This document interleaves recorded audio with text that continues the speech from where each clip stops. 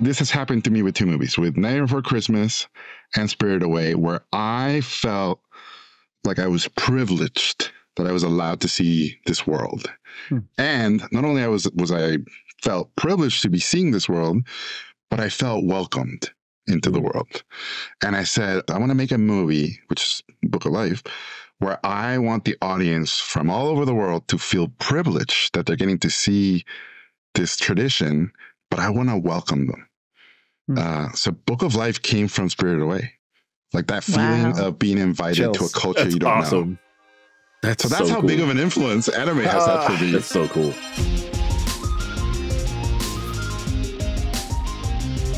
Coming to you from Crunchyroll HQ, this is The Anime Effect. Each week we bring you the latest news and views from the shows you love. Pop culture with an anime lens. Today we get to talk with the creator and director of some of our favorite modern animated shows and films, Jorge R. Gutierrez. His first film, The Book of Life, is celebrating its 10th anniversary such a this good movie. week. Incredible movie. And we are so honored to have Jorge on the show to talk about his film, as well as some of his other work like Maya and the Three and El Tigre, The Adventures of Manny Riviera. Yeah. We cannot wait to talk with Jorge and just hear more about how he brings his unique stories to life. But first, we have lots of anime season confirmations to share, another manga's ending, plus details on an upcoming OVA. And yet another way Dragon Ball is celebrating its 40th anniversary. I'm your host, Nick Friedman. I've watched Dragon Ball Daima, and it's amazing. It's really good. I'm Lee Alec Murray. And I'm Jocelyn Rios.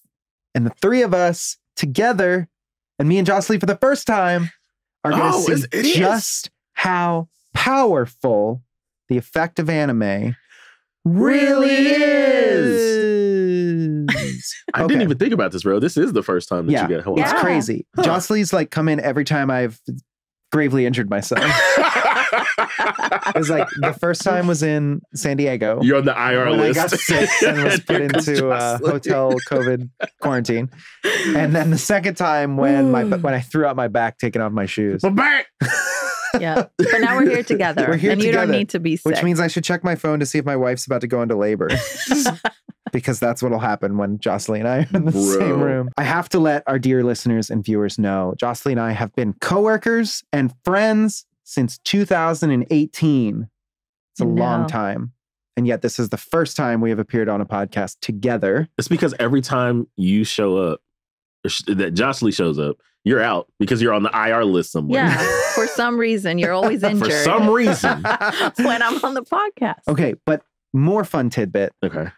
I helped produce a podcast at Funimation that Jocelyn hosted. Oh, did you do the One Piece? One Piece at a time. That's right. Anyway, Leah is in New York. Watching Attack on Titan the musical, and I can't wait to hear about it. Yes. Lee, I'm so you're going to New York Comic Con. Yeah. Are you going to New York Comic Con? No, okay. Sadly. Just Lee this time. Tis me. I will not be there because I'm on Baby Watch. Baby Watch. Speaking of watching, before we jump into the news this week, let's talk about what we're watching, what fall shows we've picked up. So I want 2 picks from everybody. Okay. I mean, I'm just going to take the obvious one. Yeah. Yeah. So Don just watched the first episode. I watched it yesterday for the first time. Incredible. Oh my God. I was not sure what to expect. And it took me just on a roller coaster. At the end, I was like, what is this?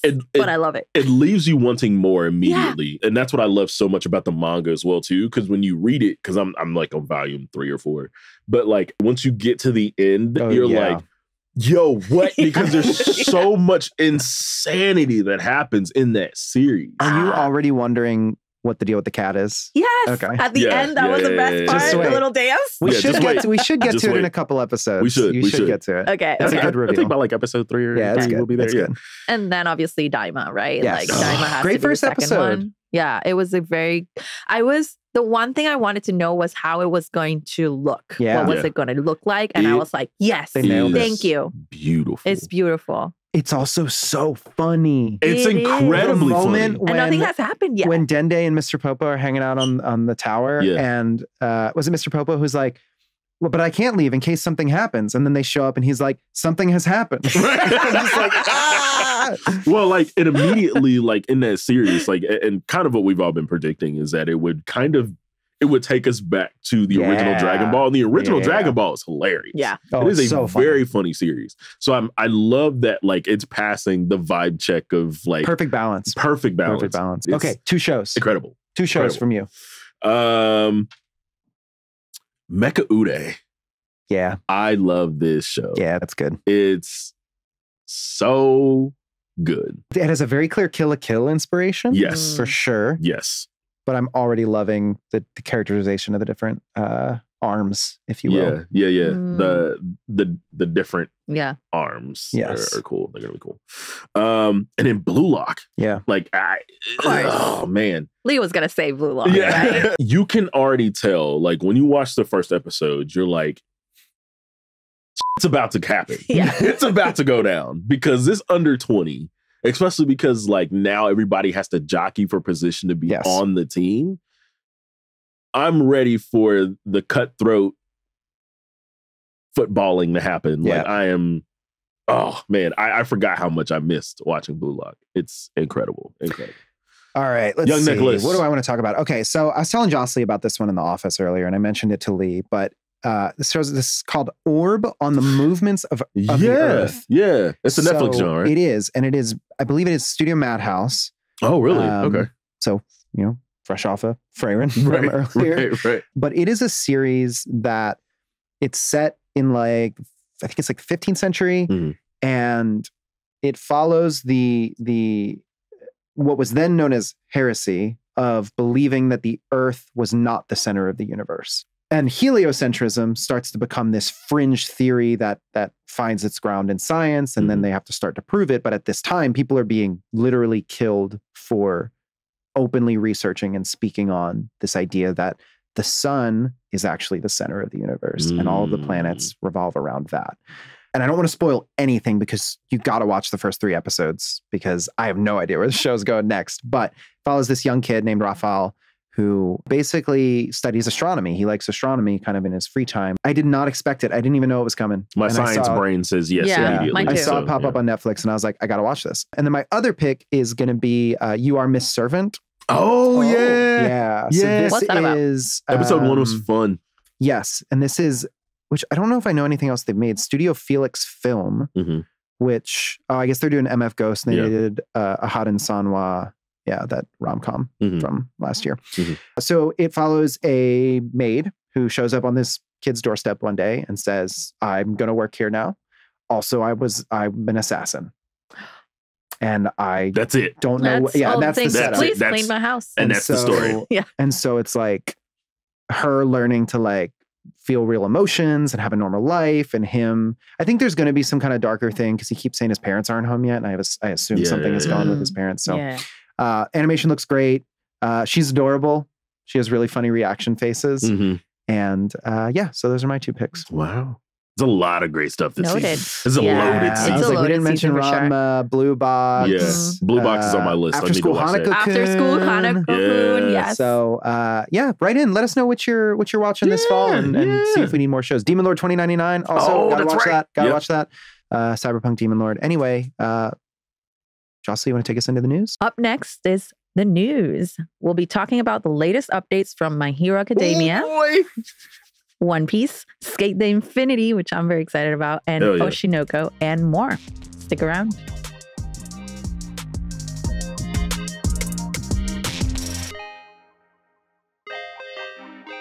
Nick. Yes. What announcements should we discuss first? We're kind of still riding on that, the seasonal new confirmations of more stuff coming. Yeah, well, because a lot of stuff is actually kind of at the back, like seasons are ending this week, believe it or not. Yeah, believe it. So there's My Hero Academia season 7 wrapped up. I'm not caught up. You guys should get caught up very quickly. Like it's last episode was a heater. I don't want to spoil it because it's such a good moment. Like in the manga, like it's a moment that everybody's kind of like. I just hit the traitor reveal. Let's just see Oh, I see. Yeah, in the I'm like at the beginning. Yeah. No, I'm at the beginning of season 7. Yeah. You have a few to go. Let's just say it's a rematch that everybody wanted, and I'm gonna just leave it at that. Is it the character I voiced in episode 69? No. Unnamed Male Hero 69A? No. But it's a rematch everybody wanted. It's let's just leave it at that. Hulk and Thanos. Anyway, My Hero Academia, after season 7 wrapped up, it was officially confirmed that not only is My Hero Academia getting a season 8 in 2025, that's going to be its final season. Is the last. We are in the end game, ladies and gentlemen. We're here. We made it.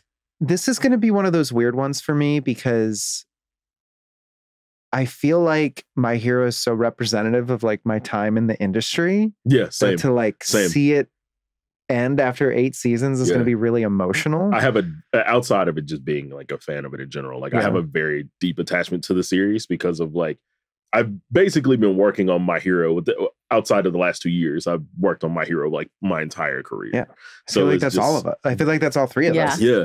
So like the manga ending and then now confirming that season 8 is going to be the last season. It's just like, oh man. Yeah. It's the end of an era for sure. It really is. It really is. What do you guys think we see legacy talked about with a lot of shonen series, right? Like Attack on Titan ends and it's like, you can already start to see how its legacy is shaping and sort of the pantheon of anime. But like, what do you think My Hero's legacy is from the end of the anime? That's going to be tough, I think, in the short term. Yeah. But in the long term, I think it's going to be completely different. We're going to get down the line and it's going to be the series that everybody probably wishes they kept up with. Well, it's like, I really think about it with relation to some of the big ensemble series of like the 80s, 90s, 2000s. So you think about the ensemble casts in a Dragon Ball or a Naruto. And there are smaller casts in shows like Jujutsu Kaisen or Chainsaw Man, at least the core group that you follow. You're not following necessarily, 20 to 30 characters at a time. And so I feel like I also think My Hero will be remembered for how it channeled the storytelling of the 2010s really well. I agree. I agree. Game of Thrones and its huge ensemble cast, or the superhero, trend or craze that kind of peaked with Endgame and Infinity War, and My Hero was kind of there along the way. So it'll be interesting. I'm excited to see what Horikoshi does next. Yeah, I am too. I think the only thing I'd add to, and riffing off what you just said, Nick, is I feel like My Hero can be one of those series that will be remembered by a generation, right? I feel my nieces really grew up with My Hero, and now they're 15. Yep. And it's like, I see you with this show, and I see me with Sailor Moon. Yeah, that's a really good point. That is a really good point. It was one of the first like ownable series of that new generation. I think so too. Yeah. Yeah, absolutely. Well, I know I saw a comment on Twitter where someone was like, why do they talk about One Piece and My Hero in every episode? And I'm like, well, look, there's always news for those shows. Right. It's where we are right now. So I want to make sure where the zeitgeist is. I want to make sure we're always balancing it. So I hear you, and I hope that you get enough deeper cuts from us throughout the show. Right. Like I watch some real weird sometimes, guys. Like, come on. Yeah. My backlog is crazy. We don't have time to discuss. But we are going to talk about One Piece here for a second, because One Piece dropped kind of a big news, just like a big bundle of news. It really was. At the same time. It was like, for the first time ever, I think, the One Piece anime is taking a hiatus. I think this is the first time it's ever happened. I think so. Someone's going to have to fact check me on that. A hiatus this long. Yeah, I think it's taking breaks. It's taking breaks. Yeah. But I think this is the longest it's taken a break. Yeah. So starting now, right? Yeah, no. So the end of kind of what they're calling Egghead Part 1 will pause, and coming back next year will be Egghead Part 2. Yep. But in the meantime, we're getting 2 things from One Piece. We are getting an abridged version of the Fishman Island arc called like One Piece Log, which will include like reanimated visuals. I haven't gotten to Fishman Island yet, but I feel folks' opinions can be kind of split on Fishman Island. Yeah. I'm not there either. But yeah. Why you're shaking your head? Oh, you're not there yet? No, I'm not there either. No, I just got to Marineford. I think this is good. Yeah, I know. That's the right phase. That's where I want to get to. That's what I'm trying to get to. I think this is coming from the guy that's still in Water 7. Come on, bro. I mean, I say that not having moved anywhere. And like, I'm prepping for a kid. I think this is good, though, because a lot of people that have been wanting to catch up, this is going to give them time to catch up. I was just thinking that. Without the FOMO aspect of it, right? Yeah, exactly. You have have time, catch up a little. People who are caught up, I'm curious, like, why are they bringing back Fishman Island? And that's let me put on my big tinfoil. Go ahead and put on your anime tinfoil hat, sir. I don't know. Maybe it's just like, hey, we had some time. We wanted to have some fun. We reanimated this one, and let's see how it goes. 21 episodes. But then we're also getting a special episode, I think, later this month called One Piece Fan Letter. Yeah. Which I'm really excited about. I'm excited for that too. Which I believe, we talked about it last week a little bit, but it's going to be different stories of the Straw Hats. But I didn't realize it's like in canon with the show. It's like after the events of, is it Marineford? It's after the events of something. So? There's like a little girl who's inspired by Nami. Yeah. And so she's like, that's really learning cool. about the stories of the different Straw Hats, and like the idea of the mythos that forms in universe around the Straw Hats is really cool. And now I want to keep watching. I want to stop my hiatus from watching One Piece and go back and keep watching. So speaking of more of something, we're not going to talk about this for very long because it's a quick hit, but Windbreaker season 2. Peak has returned. Which was, well, not yet. It'll be back in April. Well, yeah. April 2025. I was a little too excited. So, we already knew there was going to be a season 2. Yeah. No, my delinquents are back. I'm happy. Not yet. Again, they're not back yet. They're not back yet. I want to make clear, you can't like go home and turn on your TV and watch season 2 of Windbreaker. No. But in April. In April. If you're listening to this episode right now or watching it and you're at home and it's April, then turn it on. Then turn it on. But it's right now it's not. In the present. In the present. In our present. Yeah. Speaking of presents, this one was a gift specifically for me. Next news item. I told you I'm getting better at these. Skate the Infinity, which we already know is getting a second season. Yeah. We kind of already knew there was an OVA. Yes. But that OVA has a new visual and it has a release date in Japan. Importantly, a release date. Right, the release date is the important part. I love the name. Skate the Infinity extra part. So nobody's confused that it's the new season. Right. Don't put it in with anything else. Yeah. All caps. So this will premiere in Japanese theaters at the end of January 24th, and then it'll get a physical release in Japan in March 19th. No word on when or if we'll see it here, but more Skate, again, is a good thing. The key visual is incredible. You should check it out. I love this series, dude. I'm just glad we're getting so much more like Skate. Like I thought it was just gonna be like, all right, we're cool. You got the one season. Yeah, right. And then the other season, but who knows? Right. Let's get some other stuff from around then back. I need Appare Ranman. I need Akudama Drive. Yeah, let's get Akudama Drive back, bro. Decadence. Decadence. It invaded, maybe. Bring it all back. Not Plunderer, though. Okay. The Skate the Infinity OVA will include 4 separate short stories. Mm-hmm. There's one centered around Reki, Langa, and Mia, which is who's in the key visual that they showed off. Mm-hmm. There's a second one focused on Joe and Cherry, of course. One focused on Adam and Tadashi. Mm-hmm. And I love that he has his own one focused on Shadow. Yes. Let's do it. He deserves it.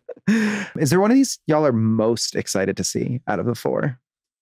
All of them? Yeah, but I don't think I have one in particular. All of them, easy but answer. I'd say like... I'm sticking with the easy answer, bro. I just want more Skate. Yeah, exactly. More Skate. But I am excited to know what Adam's been up to. Yeah. Because I don't he know. attended the cookout at the end of season 1. Yeah.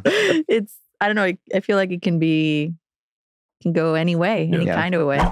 Oshinoko, which we talked about last week, was confirmed for a 3rd season of the anime. Yes. This week it was announced that the manga is officially ending. Kind of thought it had already ended. No. Well, there's 4 chapters left. The manga will end on November 14th. There's a hiatus going on right now, but it'll kick back up at the end of this month on the 24th. And then the final 4 chapters will be released thereafter. Mm-hmm. Do y'all read them? I'm anime only with Oshinoko. I haven't started watching it or reading it. So you haven't watched season 1 of Oshinoko? Bro. No, it is on my backlog to watch. Look, man, if you want to know how much stuff I have to keep up with in a season, you know that doesn't matter because you throw that same thing at me when you talk about Bleach. Yeah, that's true. I don't care what you're watching. But you should still watch Bleach. Have you watched Oshinoko, Jocelyn? Yes, I have watched Oshinoko. I'm not caught up. I only watched, I think, the first 4 episodes. All right. Well, y'all are sleeping, so you better get caught up.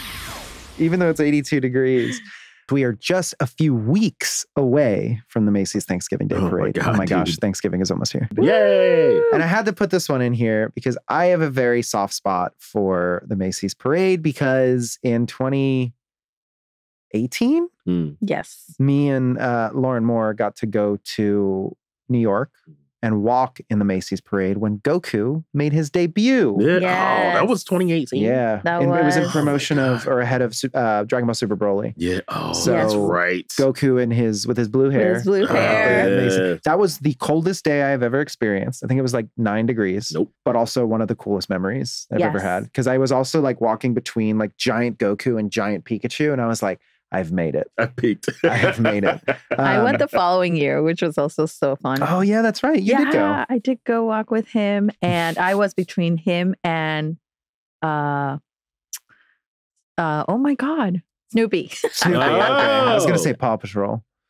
I completely forgot for a second who it was. And I was like, he had a helmet, dressed as an astronaut. I've actually like never been. Like I've only been. Oh, it's cool. It's I've only seen it on TV, and every time I see it on TV, they mispronounce his name, so it doesn't matter. It's like, oh, okay, cool. Super Saiyan. Yeah, all the time. Which kind of made sense because it's blue. It was blue. Yeah. There's a new Goku this year. It's a new Goku. Hey, it's me, Goku. It's kind of his like classic, like adult Goku, base form, black hair. He's doing the little 2-finger salute. Yeah. And it's in celebration of 40 years of Dragon Ball, which, I mean, to be fair, the US got Dragon Ball way late. Yeah, everybody that is else. Super late. Like, not only had Japan finished the series by the time we got it, I think Latin America had also finished the series, and France, and Germany. Everybody but us finished the series. I remember when I was watching Dragon Ball Z when it aired on Toonami, and like I stumbled across something on the internet, and I was like, "What's that?" And then that was when I learned that the whole story was finished, and I was like, "Oh my God, I can find out what happens." Around that time, I specifically was not reading any spoilers because, like, at the peak of it, we were right in the Buu saga, and I'm like, bro, like, I can't read anything that's happening. Because I was buying the Beckett Dragon Ball magazine. Oh man, sending in fan art and stuff. Yeah, buying the trading cards. Yeah, the old Score trading card game. Yeah, it was cool. What's an anime character you'd like to see in the parade? You know what? Give me Ultraman. I mean, give me Ultraman, bro. You're like, anime, interesting choice. Tokusatsu. Yeah. Give me Ultraman. Number 2, you're going to say Kamen Rider? No. Tanjiro, actually. Oh. Yeah. Pochita. Oh. Pochita would be cute. I'm going to say all 5 quintessential quintuplets. Oh, yes. I'd support that. You can't say anything about my Toku stuff ever again. Between Bluey and Paw Patrol is all 5 of the Nakano sisters. No. No. They're all holding hands. No. We can't do that. Not to the children, bro. That show's wholesome. Anyway, that's it for the news. Are you sure? Yeah. That's it. Next up, we are talking with director, artist, animator, and even voice actor Jorge Gutierrez. We're talking about his animated projects, his favorite anime, of course. That's next.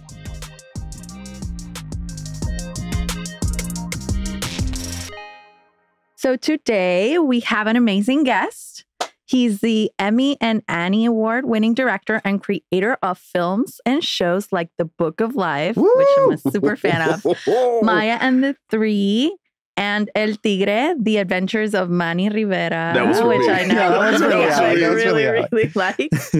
Welcome to the Anime Effect, Jorge. Oh my God. Wait. Thank you, guys. This is amazing.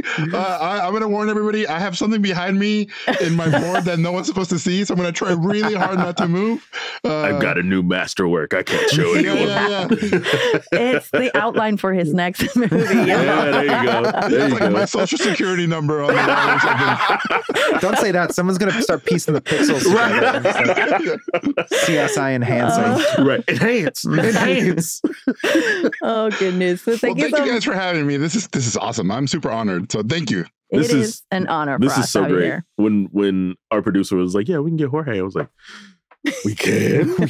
We can do that. We could do that." Yeah. No, we're happy to have you, man. Welcome. Yes, and we always have to ask this question first. But what was your gateway anime? Ooh. All right, so a question for you guys before I answer. Reverse. So the audience is not kids for this, right? My gateway into this is in a very inappropriate place. I say let's do it. Yeah, let's roll. Let's do it. Yeah, let's do it. So I grew up in Tijuana in the border. I'm originally from Mexico City, but I grew up in Tijuana. And, you know, drinking age in Mexico is 18. Okay. Which means you start drinking when you're 15. I feel that's very standard. It's like that here too. It's like that here too. Yeah, very Latin America. So at that age, I went with, you know, dumb high school kids. We went to a strip club in Tijuana, and on one of the screens, they were showing Akira. What a vibe! What a vibe! We're fascinated by, you know, the exotic dancers dancing. I was the only one in the group going, "What is that?" Dancers are trying to come up to him to give him a lap dance. He was like, "I'm watching Akira. Get away from me!" What is this? I'm like, it's animated on ones. This is amazing. So that was my gateway drug into anime. That is you, sir. That I think amazing. he officially has the top. Yeah, that's the top answer so far. That unfortunately that unseats Guyver. It unseats Guyver immediately. Guyver slides to number 2. Wow. God, I love that. That is awesome. Oh, that's incredible. I want to know who made the decision to do that. Right. Yeah, like Right. there's some DJ in the club was like, all right, I'm gonna Akira. Right. I know what these folks want. Akira. That is it's like, let's put on Neon Genesis Evangelion in the club. Right. Like, that's what that is. Like, I do think I have a theory that, you know, all of us as kids draw, right? Most kids, 99% of children draw. And when you draw as a little kid, you in your head imagine your drawings alive, right? Like they're moving and they're, a lot of you write sound effects and all these things. So people in animation are basically the kids who didn't stop drawing. Right. And so this fantasy that your drawings can move, that's basically what you chase. That's a high for the rest of your life. Yeah. I think animation fulfills that promise to most people. Right. And that's why I really believe it connects with kids as they're growing up. And then anime, in my opinion, it's a little more sophisticated. So it connects with a different part of you. Basically, when you're going from a little kid to an older kid, I think it connects you with that. And it's because of video games. That's my theory. And so for me, this idea that I would go to an arcade and play Street Fighter, and you guys got to remember, like, these graphics for us, it was like you were moving a cartoon. You were literally moving an animated character. It's incredible. And that connected to me. And it was just, you know, I became obsessed with it. And I had seen stuff, you know, again, in Mexico, licensing for Japanese shows was really cheap. So in Mexico, we had a ton of anime. I would watch Dragon Ball with my grandma. Like grandmas, they would show soap operas and then soap operas. Like on Saturday, And like, I thought Goku was Mexican. He was like, telenovelas? Dragon Ball. That's creative, man. That's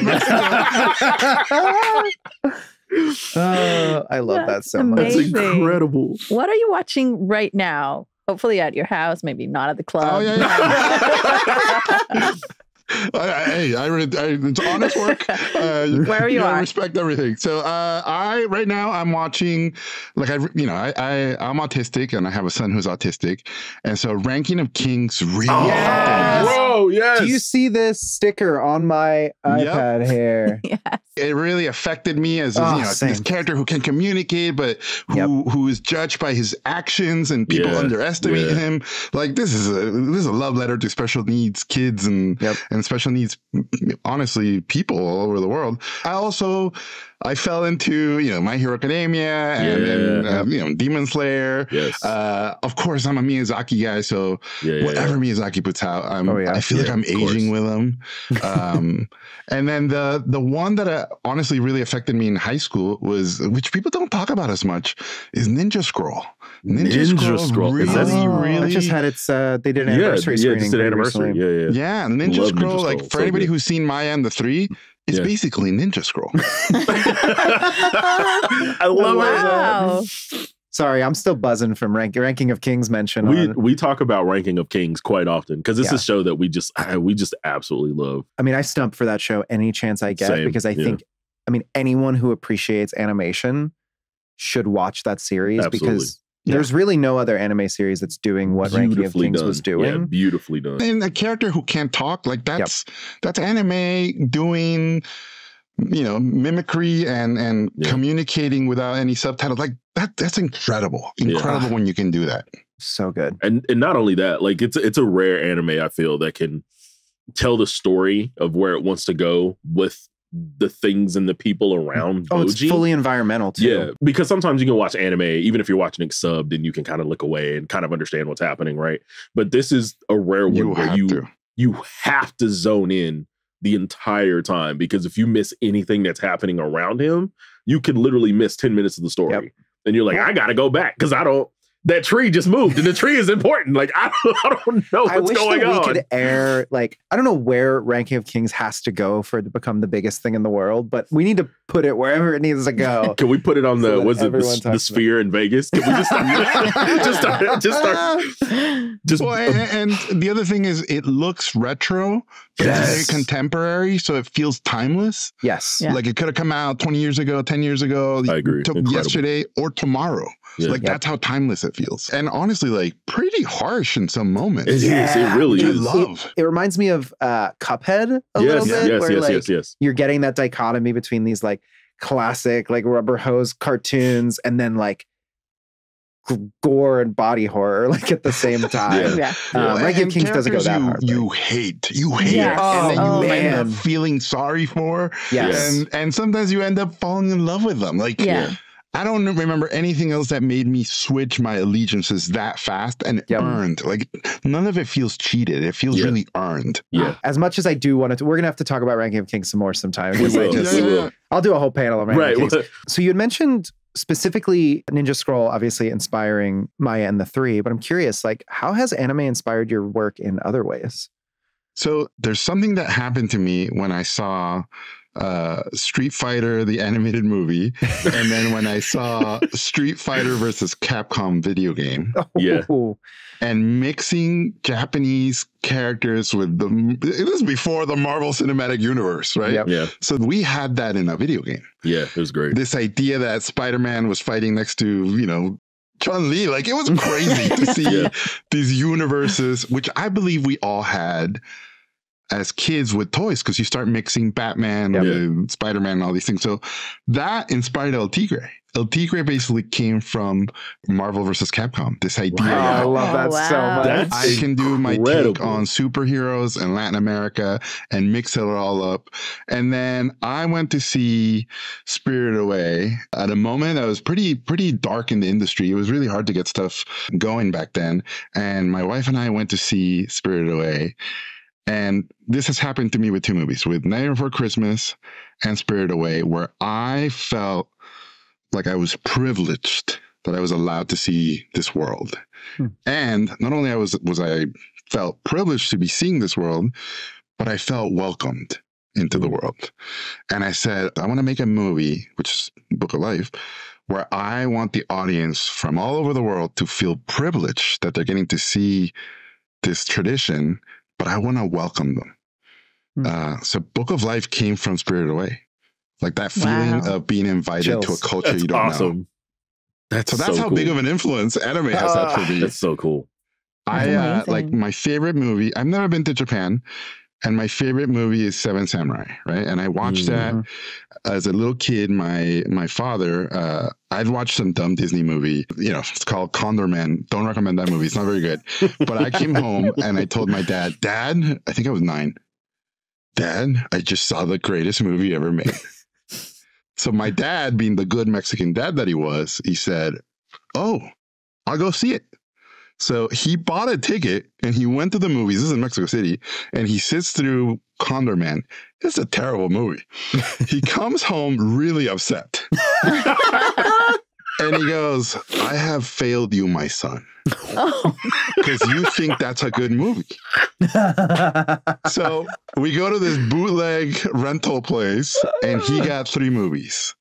He got Seven Samurai, The Good, the Bad, and the Ugly, and A Clockwork Orange. Oh my God. Wait, how old were you? I was 9. Oh, no.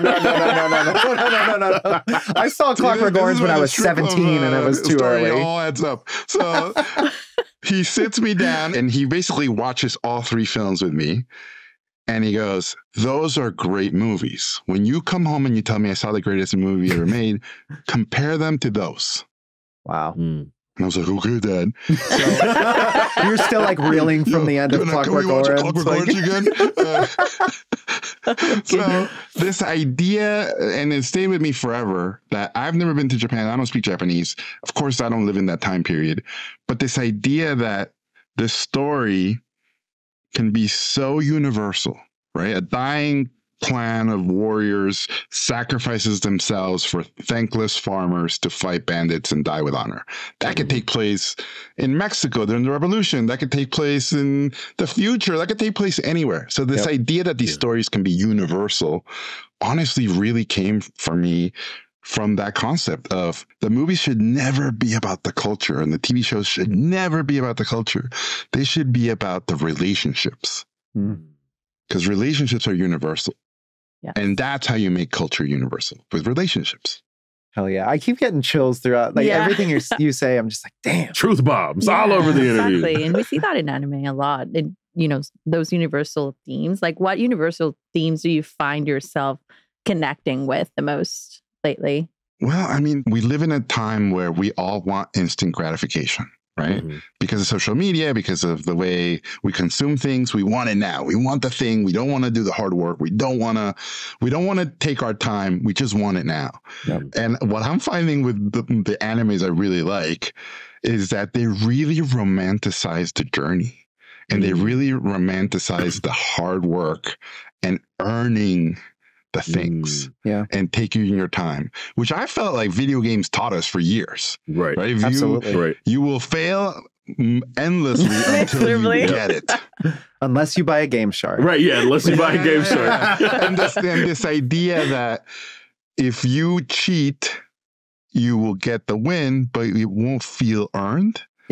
Exists, right? So I think what I like about anime is that these are long journeys, right? And they basically break down this philosophy of, hey, dummies, the journey's more important than the destination. It's so interesting you say that, because you talk about Ranking of Kings and the payoff that you get for following Boji's journey. And then even recently, like with Frieren. I was like, have you seen Frieren? Like, that was in my head. No, I haven't seen it. Oh, dude, it's fantastic. The payoff you get through Frieren's journey is incredible. Because the setup is, it takes place after the main quest. So Frieren, this elven mage who's the main character, she lives for thousands of years. She was part of the party of 4 that defeat the demon lord and save the world. And the story picks up after they do that. And it's about Frieren, the main character's relationship with human interaction and time and like life and death, with relation to the fact that she's outlived these people that she went on this adventure with. And to her at the time, it was just like, yeah, whatever, well, let's just do the thing. But she looks back and romanticizes it. And then that colors the story, which is called Beyond Journey's End, Frieren Beyond Journey's End, which is about her learning to fall back in love with like life and time and relationships through new characters. I feel like it's incredible. It's incredible. It'll really, I think if Ranking of Kings hit for you, it will really, really resonate with you in a special way. And it's certainly one of the more special shows I think any of us have seen in the last couple of years. There's a boxing one, Hajime no Ippo. Yeah. Like same thing. You start out with this weak kid and you fall in love with him, but he's like a loser. And it's almost like someone dissected Rocky and stretched it out and gave you everything. So by the time you get to the end, you feel like you lived the life of this boxer. I would even say, like, if you haven't seen Megalobox, it's a really great boxing anime as well. Loved it. Incredible. Because it does the same thing, but kind of flips it, where it's like, okay, he peaked. And then now he has to figure out what happens after. Yeah, what happens when the fight's over. Incredible. That one, especially the dub for Megalobox in season 2 leans into I feel like the Latin American inspiration in the series. So good. It's incredible. So good. Whew. That was a ride. Like, I'm down. This is a ride. Okay, Lee, we have to give Lee the obligatory next question. Yeah, because he has to talk about it.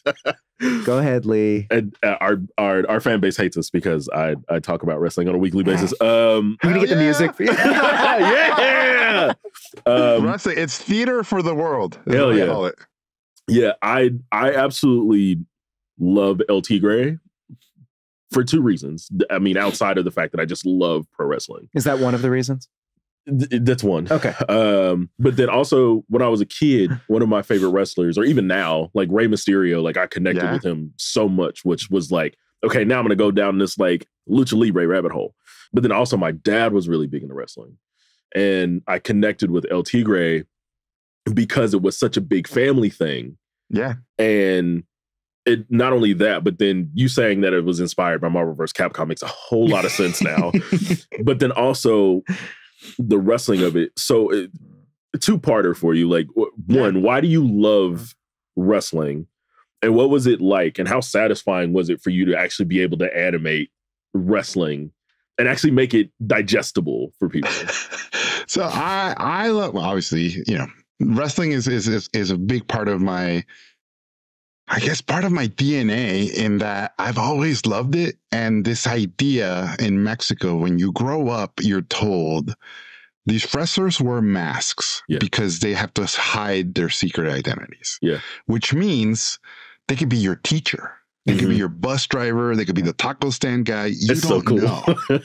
Right? Yeah, it's so cool. You're going like, holy crap, these guys exist all around me and I don't even know where they are. Yeah. And then you would see the movies and it'd be like, you know, El Santo, Blue Demon, any of the famous guys, and they'd fight Dracula. Yeah. And you would go, wait, I went to the arena, I saw that guy fight, and now I'm seeing him in a movie fight Dracula? Yeah. That guy's real. That means Dracula's real. Right. The first time I saw Blue Demon fight Dracula, I was like, what is happening? Like, why is this a thing? And I just didn't question it. And I'm like, oh, he's just going to go wrestle like on Saturday or something. It's fun. So my dad would tell me like, yeah, Batman and Spider-Man, those are all made up. El Santo and Blue Demon are real. Yeah. Like, these are real people and you live in their city. Yeah. So I was like, what? These heroes are real. And so I became obsessed with it. And then I got really into the idea that a lot of them are families and they're passed down the mask from generations. I mean, how poetic is that, right? I that think you pass down your mask to your children and the generations keep going. And so this idea that, and there's an Oscar Wilde quote that I love. And Oscar Wilde said, give a man a mask and he will reveal the truth, right? So if people don't know who you are, your actions reveal who you really are. And I love that concept in wrestling, right? So lucha libre, lucha means fight, libre means free. So it's basically you fight to be free. And I think all artists, we fight to be free, right? That's basically what we do. Yeah. So I've been obsessed with this idea that you can become something else for the greater good. And you can, you know, when people give you compliments and when they give you insults, they're not giving them to you. They're giving them to the mask. The mask is the other persona. Wow. So that's the reason I love wrestling. And then this concept of every conflict in the world you can see in a wrestling match. Rich versus poor, young versus old, North versus South. And basically it's all there for the taking. I love this idea that not all the heroes are good and not all the bad guys are bad, right? There's the gray morality that exists in wrestling that I love. People root for the charming heels. People hate the, know-it-all good guys. All that stuff. This morality play, to me, wrestling is soap opera for dudes, basically. Yeah. It's incredible. I mean, it's anime. Yeah. It's live entertainment. Yes, agree. And unpredictable, right? Unpredictable. You never know what's going to happen. And Lee, you do know that Joss Lee hosts the yearly Royal Rumble party that we go to, right? Yeah, Joss Lee's a big wrestling fan. I do. I'm a big wrestling fan. Oh my God. I grew up in Puerto Rico, Carlitos Colon. Yeah. Carlito. Of course I know. Only the coolest. So yeah, we host a Royal Rumble party. Lee, you may have to come to this year's. It's the most fun. When is that again? It's soon. Is it January? Okay. Okay, so I can bring my 3-month-old. Right, yeah. Bring your baby to the Marvel bring party. Your baby. Okay. They can participate in the draft. wait. Out of context, that sentence is wild. Oh goodness. Okay, we have to go back though to the Book of Life, right? It's 10 years old, so congratulations. Thank you. It feels like it's more popular now than it was when it first released. I have so many questions, but starting with what's your mindset as you enter new projects now that you've seen this, right? Like its success really can't be truly measured, right? Like immediately.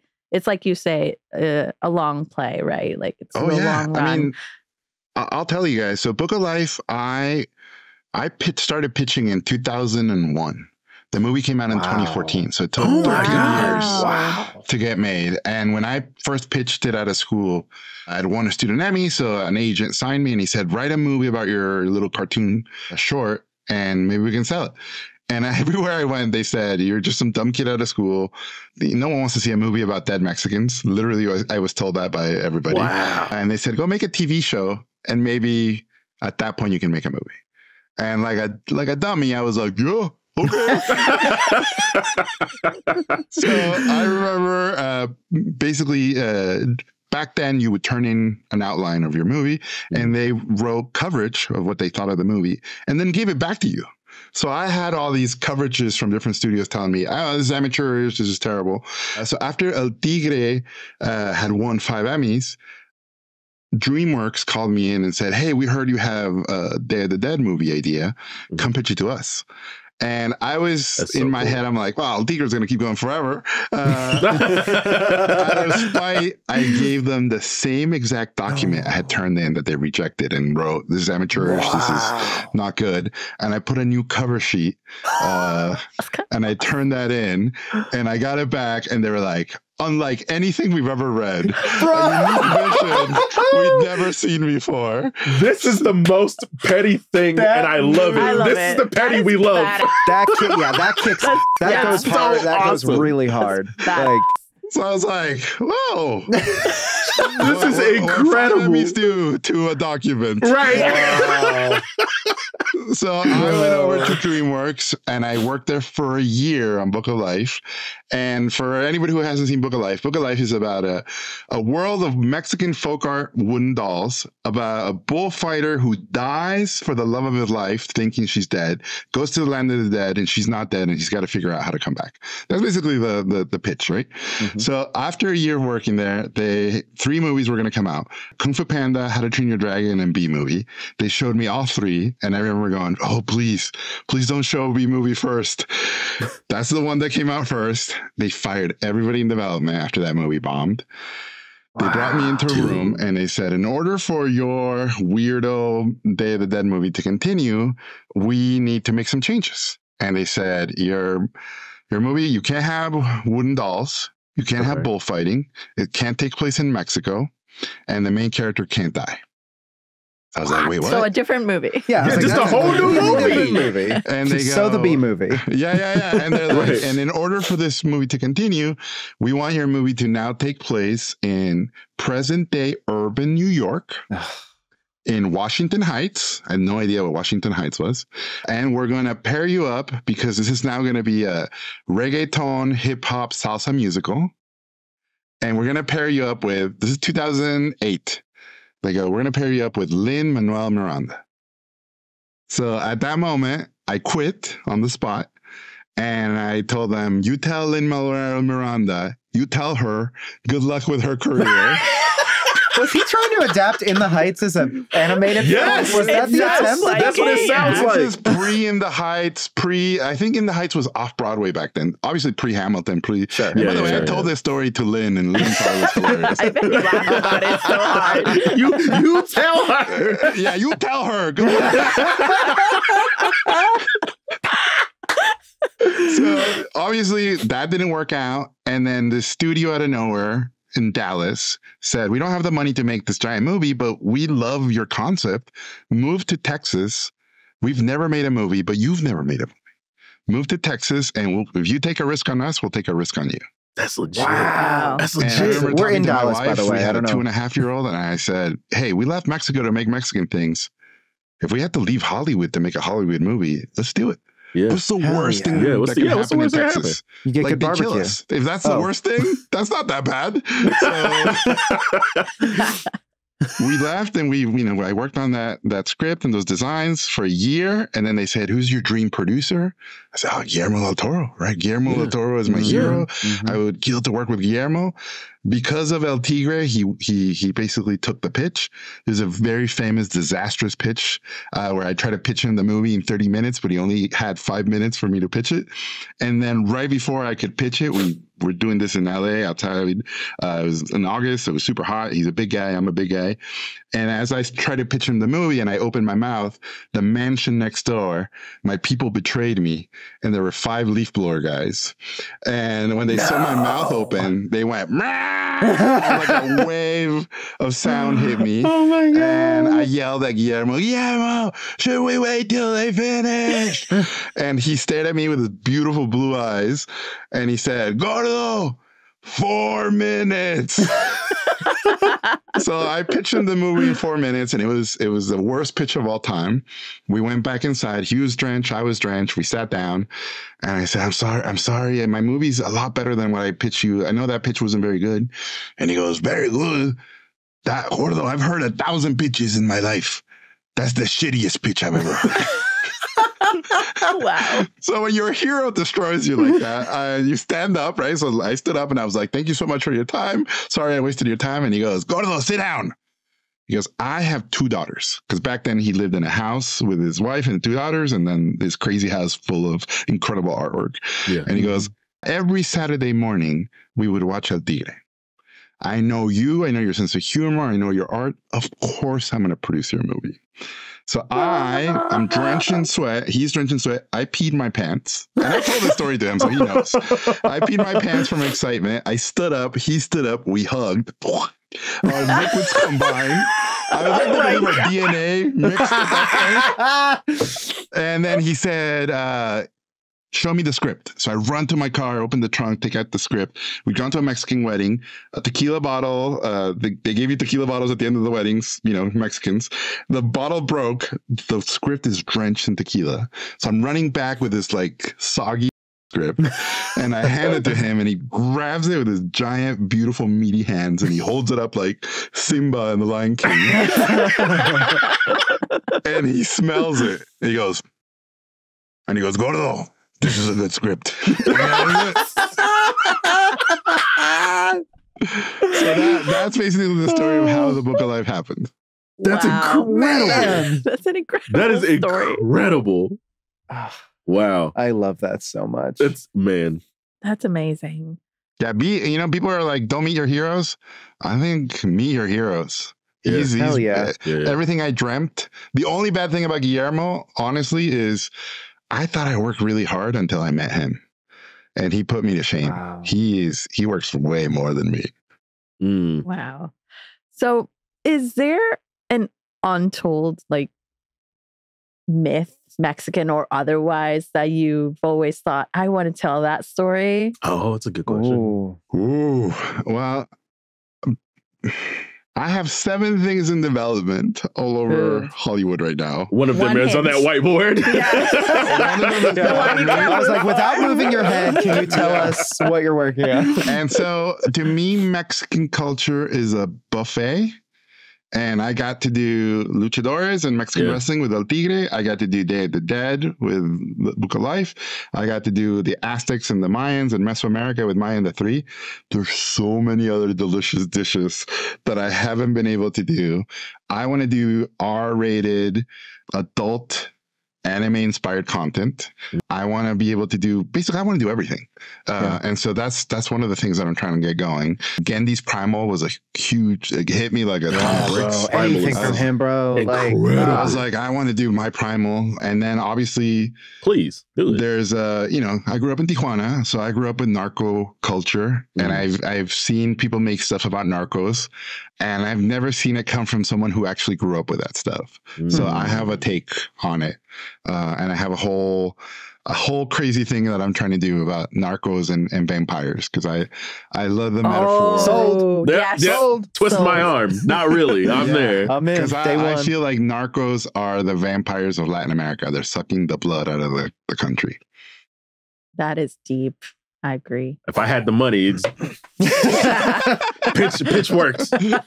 We'll see you in Dallas. Oh my gosh. Yeah, we're in Dallas, Bring by the the way. tequila. So if you ever want to come. Well, Book of Life was made in Dallas. Yeah, so I mean, if you ever want to come through the studio, hang out. Oh my God. We lived in Deep Ellum and we loved it. Oh, dude. That's so close. Wow. You could have been here. That's awesome. Well, if you ever find your way back in Dallas, yes, come hang out. I loved it. And Come hang I out. live in LA now, and every day I curse the Mexican food here because it's not as good as over there. Yes. Yeah. Okay. We are almost at time to wrap, but is there anything that you actually are working on that you want to plug in here? Any plugs? Yes. all Do you the have things? any plugs? Yes. That aren't on a whiteboard? So I have 3 plugs. Ooh, okay. One plug is Book of Life last year hit top 10 worldwide on Netflix. Bro. Wow. Which Flowers. is crazy, Amazing. you guys, Flowers. because that's not even on, it's not on Netflix US. So that means the whole world is watching it. So in the US, it's on Disney Plus and sometimes on Max. So plug 1 is, for anybody who hasn't seen Book of Life, we're about to hit Day of the Dead, which is November 2nd. This is the time to watch this movie. Second Or plug, rewatch it. Maya and the Three. If you like El Tigre and you like Book of Life, Maya and the Three takes place in the same shared universe. And it's the same actors. And there's cameos from El Tigre and Book of Life and Maya and the Three. Now. That was super hard. I had to it was really hard to deal with the legalities of doing those cameos. Yeah. But they're all shared universe. Dude. And then the last plug is on November 3rd of this year, I did the opening to the Simpsons Halloween episode. Treehouse of Terror. That's incredible. That's so cool. And it's pretty nuts. My pitch was Mortal Kombat meets Street Fighter in hell and the Simpsons video game. Let's do it. He's just saying everything right. Everything that comes out is like, can I swipe my card? Right. What can I do? Oh my God. Thank you so much, Jorge. This was incredible. Thank you so much, Jorge. Guys, if we were in a bar, I would buy the next 30 rounds. Let's make that. Hey, next time we're in LA, let's make that happen. Yeah, we'll do it soon. Let me know. Yes. All right, man. Amazing. Thank you, Jorge. Thank you so much. guys.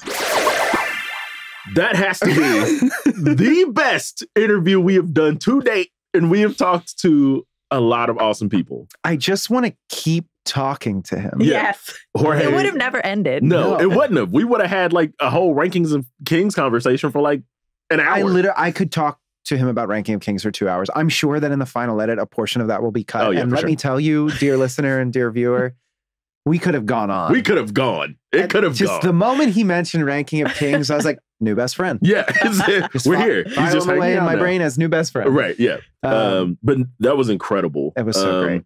I know he said it at the end. If you have not seen Book of Life, the most incredible movie you will ever see. Probably one of my like top 10 animated films, actually. I love that. So please watch it. Run those numbers up. Yeah, now you know the story. You know the story. behind it. So Dia de los Muertos is coming up. For sure. Perfect way to celebrate is watch Book of Life. Yeah. But now we have to top that. We got to top that somehow. It is time for recommendation. Jacob, via our question form. Thank you guys for using the question form. What is everybody's favorite mech anime? Trying to get more into it. Mecha Ude, which is incredible. Mecha Ude is good. Has definitely scratched that itch for me. This is a great question, and it is very much table coded because we all like table coded. I can't just name one person. It's I love mecha anime. It's great. It's great.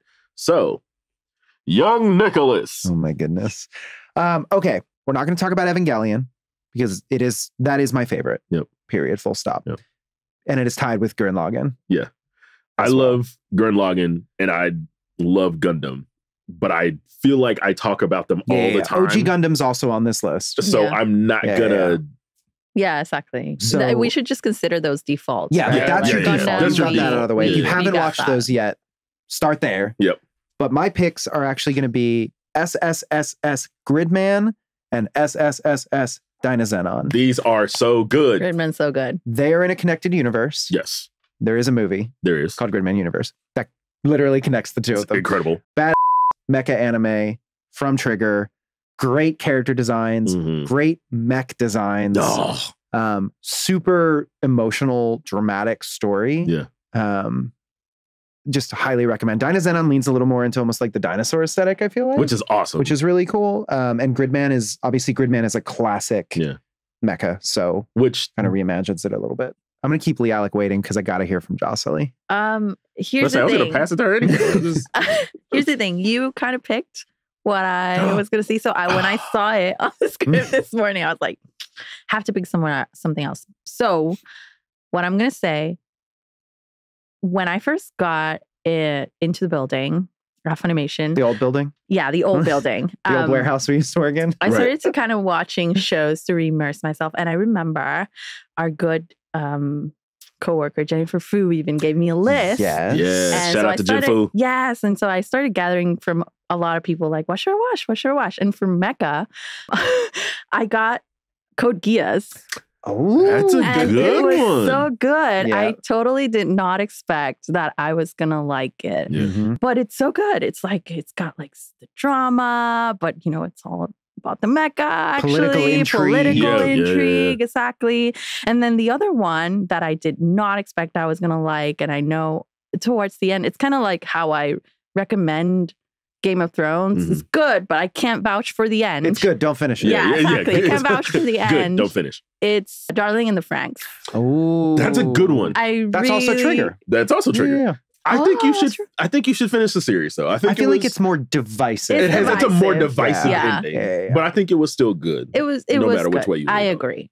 And I like My Little Romance. So romance is romance makes like everything better in my opinion. Like any show that also adds romance. Stamp it. Ranking of Kings doesn't need romance. No, it doesn't. It doesn't. How about you, Lee? Okay. Got some old school picks for you. First one, probably one of the ones that really made me love mecha outside of like Gundam Wing and G Gundam. And Transformers. I'm a huge Transformers guy. No, are you sure? I have the tattoo to prove it. Exclusive. This is a first on the Anime Effect. Exclusive. Big O. That's a name I haven't heard in years. So I picked it. If you guys haven't seen Big O, think like Batman with a mech. That's really the only way I can put it. Which isn't not to be confused with Batman with a mech. Right. Which is a few years ago in comics. A few years ago. But then also in the Ninja Batman, there was a mech. Not to be confused with that either. But Roger Smith, who is the main character, basically like using all of his like powers for good, and he has this mech that fights weird other mechs and like monsters. Like it's very Monster of the Week, but has a really great like subplot because he's like actually doesn't remember who he is, and then he has like an android like assistant, and his butler is like a super cool badass butler. So I highly recommend the series. It's a super short watch. Okay, you can get through it in a weekend easily. Nice. My second pick that actually came in Toonami kind of around the same time, Cyborg 009. I love this series. I have never seen this. Probably because it's also tokusatsu coded. Okay, yeah. But basically it's about a team of androids that are basically, think of it as like Gatchaman, but we're robots. Okay. Yeah. So I thought it's really cool. They've had a couple of renditions of 009. I think there was one that came out like maybe 4 or 5 years ago. If you love like Mega Man or Astro Boy, it's very much in the same vein as Mega Man and Astro Boy. Oh, nice. So I love these two series, and I think you should give them a watch. Nice. There you go. Oh, also watch. Gunbuster and Gunbuster 2. Gunbuster is Gunbuster is wild. Gunbuster 2 Die Buster is even more wild. It is. All right. It looks like some other people recommended some stuff to us. So we got one from Paul. What up? Who wrote VR question form. Thank you, Paul. I'm thinking of the thing after Jimmy Neutron where he's like, hi, I'm Paul. Right. You know what I'm talking about? The Night is Short, Walk On Girl. It's a delightful little spin-off of the Tatami Galaxy, which I also recommend. I haven't seen that. All the humor and style that can only come from director Masaki Yuasa, of course. The movie is funny, adorable, just the right amount of weird, and an all-around good time. That is immediately on my list. Sounds like. And Yuasa did Inu-Oh, which is also phenomenal. Jocelyn, do you want to read the next one? Sure. Nightshade, VR question form, also recommends there's a vintage anime version of The Little Mermaid in the late 70s. Also, Vampire Hunter D, Ghost in the Shell, yes. Fushigi Yugi, The Mysterious Play, and Ah, My Goddess. Lots of classics. There's Lots a lot of of classics in there. So we have a picture of this Little Mermaid film in the script. Yes. And something weird happened to my brain because I was like, I feel like I've seen this You've before. definitely seen it. You've definitely seen it. I feel like I've seen this. I was like, this VHS was for sure in my grandma's house. I don't know how, but it was there. Because That's not surprising. I also feel like because there were other like fairy tales that had anime adaptations of some kind, and I feel like these were all kind of like together, and I feel like I've seen them all together in one period where it feels like a fever dream. Like, this was Toei Animation, I believe. This was Toei's The Little Mermaid. Yeah, and because they also did Puss in Boots, which is the Toei cat. Yes, and I know I shouted them out, I think last week with Digimon the movies, but Discotek did put this out on Blu-ray. Did they really? Did put Toei's Little Mermaid out on Blu-ray. So if you want to watch this version of The Little Mermaid, incredible, highly recommend. If you want to write a recommendation in, or even, we're going to get to the mailbag in a second, but if you want to write a question, a comment, you want to share a deep, dark secret, you can write in via our question form at got.cr/animeeffectquestions. That is got.cr/animeeffectquestions. Take us into the post office. The anime post office. It's time for the mailbag! Dunk, dunk, dunk, dunk, dunk. I feel like there's a lot of like room on the table for an anime like post office series that's very like post office in another world. I don't know. Maybe like Africa Salaryman. Yeah. We'll get there. We'll get there. Maybe you have animals running the counter. Like Africa Salaryman, but in a post office. Yeah, let's do it. Taxi, but in a post office. Sounds great. Reincarnated at the post office. Reincarnated as a postal worker in another world. Yeah. I wander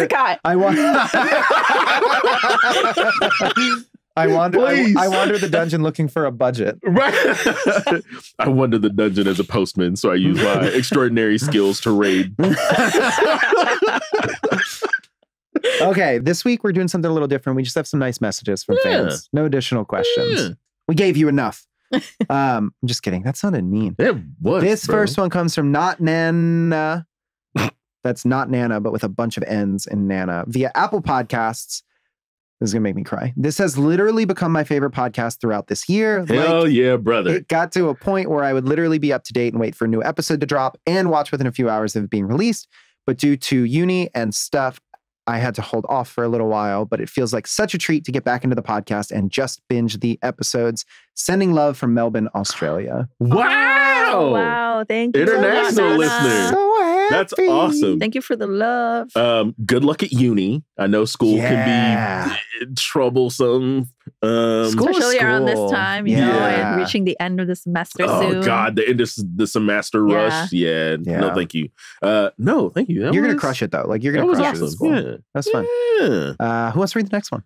From Richard, VR question form. What's up, Richard? Not a question at all, but thank you all for existing and bringing this podcast to life. That is that is incredibly sweet. Absolutely love it. And there are so many times I'm listening and I wish I were there to chime in. So many times. You guys should do a once a month live podcast with the YouTube chat open so fans can chime in. That's a fantastic idea. You know what? I would love to do that. I have a plug here. So Crunchyroll has an official Discord channel. Yep. And there is now a channel within the Discord channel called #The Anime Effect. Mm-hmm. So one, I think we should totally do this. Probably when I get back from my paternity leave. When you get back from baby fog, we should do it. If you want to chat with us in the meantime, you should definitely join the Crunchyroll Discord. Mm-hmm. I think you can find links on like all of Crunchyroll social. Yeah, everywhere. Yeah. And then join the Anime Effect channel. And we're in there. Like I have a little tag that says like the Anime Effect host. Oh, really? Yeah, you should be in there too. Am I in there? I should be in you there. should be. I think we're all in there. Oh, okay. You could probably get put in there too.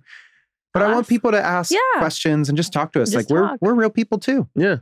I mean, I'm a real boy.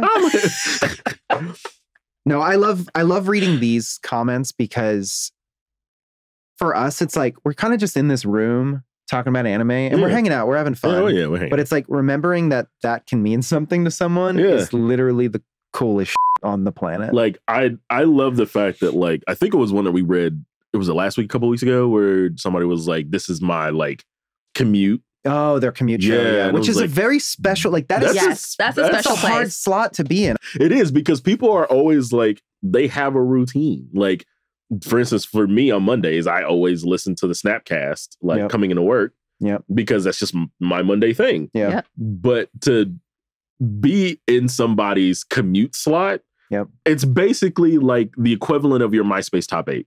Like, honestly, it does feel like that. And for the 5% of listeners who will remember what the MySpace is. Thanks for joining us for another episode of The Anime Effect, brought to you by Crunchyroll and the folks over at Sony Music Entertainment. Be sure to subscribe so you never miss an episode.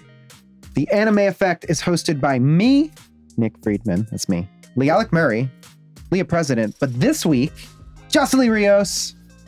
We are executive produced by Jonathan Hirsch, Joanna Clay, and me, Nick Friedman. Our lead producer is Kyla Carnero, who loves the Book of Life, and our associate producer is Zoe Culkin. Patrick Emile edited and mixed this episode's audio. Vince Garza filmed, and Zaki Peltz edited the video. Our head of production is Sammy Allison. Special thanks to Carla Solorzano and Tamika Balance Kalasny. We'll be back next week with more anime, of course. See you all then. There's nothing you can do about Literally nothing. Nothing. Guys, if my baby comes in the next week, I love you all. And I'll see you when I get back. He'll see us. after his 3-month hiatus. He's on the IR for now. Bye. Later days.